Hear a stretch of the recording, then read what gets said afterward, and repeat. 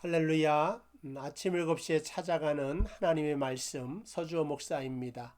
오늘 하나님의 말씀은 여호수아서 12장 7절 말씀입니다. 한 절만 보도록 하겠습니다. 여호수아와 이스라엘 자손이 요단 이편 곧 서쪽 레바논 골짜기에 바알갓에서부터 세일로 올라가는 곳 한락산까지 쳐서 멸한 그 땅의 왕들은 이러하니라. 그 땅을 여호수아가 이스라엘의 지파들에게 구분에 따라 소유로 주었노니.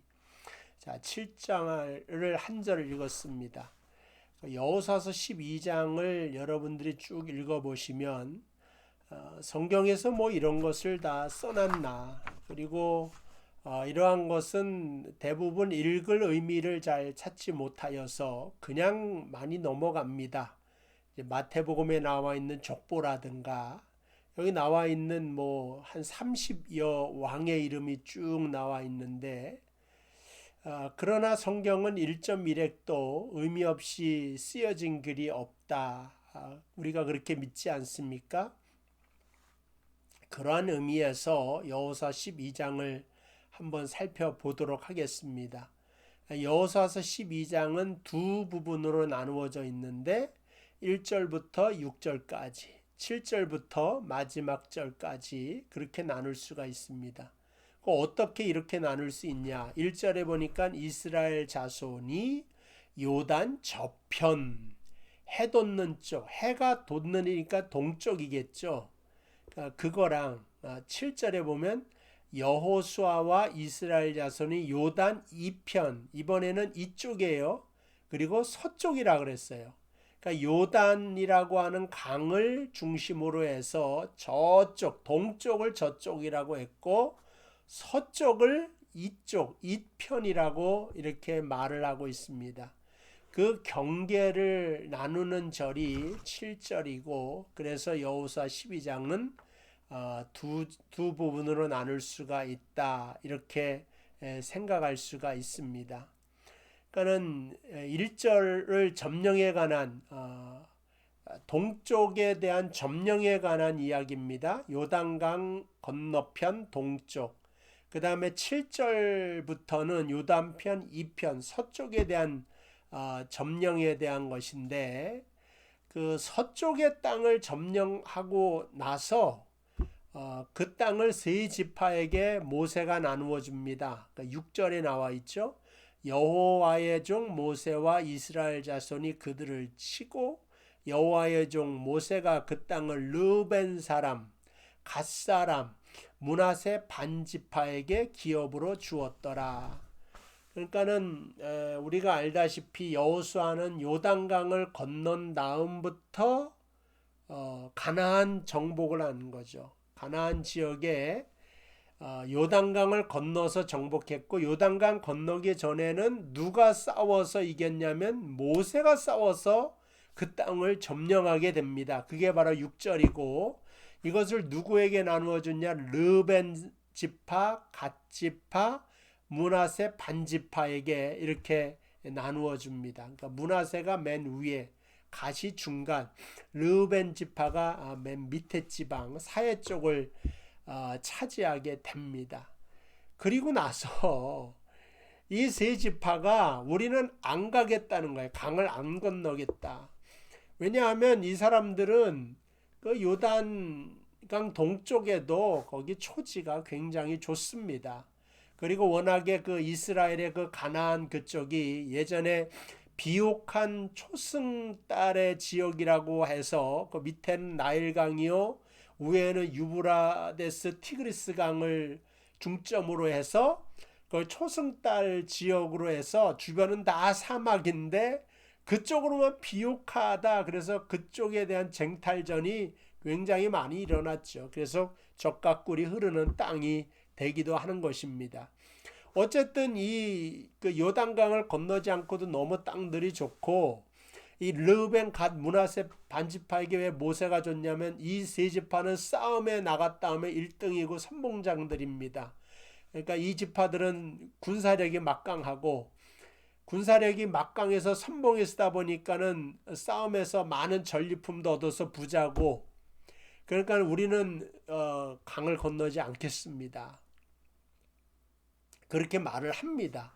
그리고 그들은 이제 거기에서 정착해서 살아요. 물론 이제 싸움은 싸웁니다. 싸워주는데 다시 돌아와서 여기에 사는 거죠. 그리고 나서는 중요한 것은 뭐냐면은 맨 마지막 절 24절 보니까 모두 31왕이었더라. 그래서 그 왕의 이름이 이제 31개의 왕이 나왔다는데 우리가 세하려 보면은 33왕입니다. 근데 성경에서는 31왕이라고 기록돼 있어요. 그래서 아니 성경이 수학을 못하나 이렇게 생각할 수도 있겠지만 그러나 성경에서는 33왕인데 31왕이라고 말한 것은 하나님이 약속하신 가나안 땅, 요단을 건너는 땅, 그 기업으로 받지 않고 모세가 예전에 그 요단을 건너기 전에 점령했던 그곳에 대한 왕은 슬며시 빠뜨려져 있어요. 그러니까 하나님의 정확한 언약 속에 있지 않는 기업들은 상속되지 않는다라고 하는 사실을 알려주기 위함인 것입니다. 그리고 역사 속으로도 이제 이스라엘 역사가 이렇게 지나면서도 므낫세나 갓이나 이 르우벤 지파는 슬며시 이스라엘 족속에서 끊어져 버립니다. 그러니까 그들의 기업을 다 잊어버리고 상속되지 못했다. 이렇게 말씀드릴 수가 있습니다. 그 왜 이들이 이러한 기업을 온전히 상속하지 못하고 이렇게 되었을까 하는 것입니다. 그러니까 워낙에 그러니까 13장을 또 넘어가면은 이런 게 있어요. 13장 13절 그술 족속과 마아가 족속은 이스라엘 자손이 쫓아내지 아니하였으므로 그술과 마아갓이 오늘까지 이스라엘 가운데 거주하느니라. 이 그술이랑 마아가가 요단강 저편에 있는 그러니까는 므낫세 반지파의 영역과 그 다음에 갓지파의 영역에 있는 것인데 이들을 쫓아내지 않았어요. 므낫세라 갓이 그냥 합쳐서 살게 되었습니다. 요단강 저편에서. 그래서 이게 이러면 안 되는데 나중에 이거를 두고 성경은 뭐라고 말하냐면 시편 106편에 34절에 그들은 여호와께서 멸하라고 말씀하신 그 이방 민족을 멸하지 아니하고 그 이방 나라들과 섞여서 그들의 행위를 배우며 여기 나오죠. 멸하라고 했는 이방 민족을 멸하지 않고 그 나라들과 섞여서 그들의 행위를 배우고 그들의 우상들을 섬김으로 그것들이 그들에게 올무가 되어서 므낫세와 갓 이러한 르우벤 지파들이 다 역사 속에 소멸되어지는 일을 하게 되어서 이방 땅이 완전히 돼버립니다. 신약에서 보면 예수님께서도 이쪽 지역으로 사역을 가는데 이방 지역으로 소개되어져 있고 이스라엘의 지파들은 뿔뿔이 어디론가 흩어져서 사라지고 말았다라고 하는 것입니다. 오늘 뭐 여기저기 왔다 갔다 해서 좀 어려울 수 있는데 그러나 중심적인 건 뭐냐? 요단강을 건너지 못한 이 세 지파는 역사 속에서 사라지고 말았다. 요단강이라고 하는 것은 제사장들이 그 언약궤를 메고 건넜을 때 갈라지지 않습니까? 그래서 그 언약궤가 갈 때 하나님의 그 속죄하는 의미라고 말씀드렸고 그리스도를 표징한다고 말을 드렸어요. 그리스도가 강을 건너 이제 이쪽에 안 있고 저쪽에 가 있는데 아직 오지 않았단 말. 와야 되는데 오지 않는 이 지파들은 그냥 다 사라져 버린 것을 알 수가 있습니다.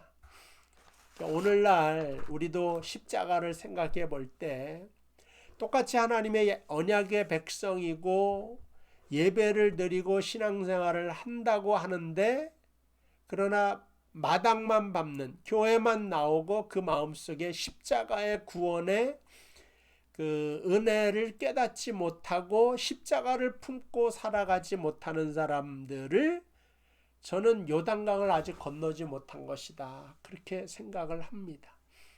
내가 오늘도 십자가의 은혜로 삽니다. 모든 것이 다 하나님의 은혜요 십자가의 은혜입니다 하면서 하루에도 계속해서 십자가를 묵상하고 통과하는 삶을 살아가야 됩니다.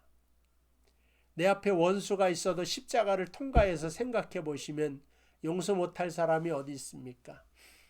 도저히 이해하지 못할 부분들이 있어요. 하다못해 나 자신도, 나랑 평생을 같이 사는 반려자도, 배우자도, 자식도 이해가 안 될 때가 있습니다. 그럼 그것들을 다 내쳐야 되느냐? 그렇지 않죠.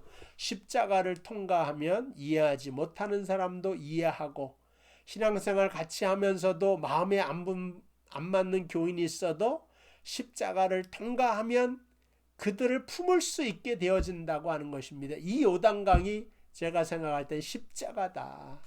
십자가를 통과해서 살아가야 된다.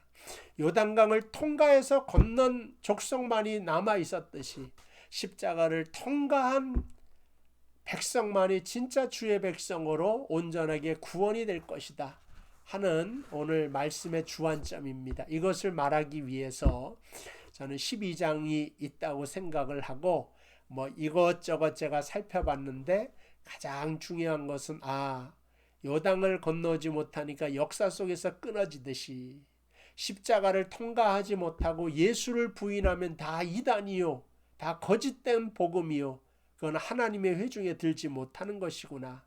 오늘도 우리가 십자가를 묵상하면서 그 십자가를 통과한 그러한 삶을 살아내시기를 바랍니다. 십자가가 뭡니까? 죽는 것입니다.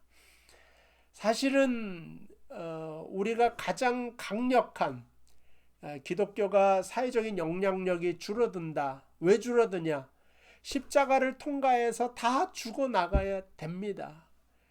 파릇파릇하게 살아있어서 배추가 소금에 완전히, 그러니까 말씀에 절여져서 김치가 되어져서 그리스도의 맛이 나야 되는데 그렇지 못하고 파릇파릇 살아있으니까 영향력이 떨어진다. 그렇게 생각합니다. 우리 믿는 사람이 미국은 대통령이 다 성경에 손을 얹고 선서를 하고 그러지 않습니다. 이런 정치적인 힘하고는 상관이 없어요. 이런 거 없이도 로마 시대에는 그 로마를 무너뜨린 것이 바로 복음입니다. 그러니까 저를부터 시작해서 저도 이 말씀을 드리면서 좀 부끄러운 모습이 있는데, 교회에서 가정에서 십자가를 통과해서 죽어 나가야 됩니다.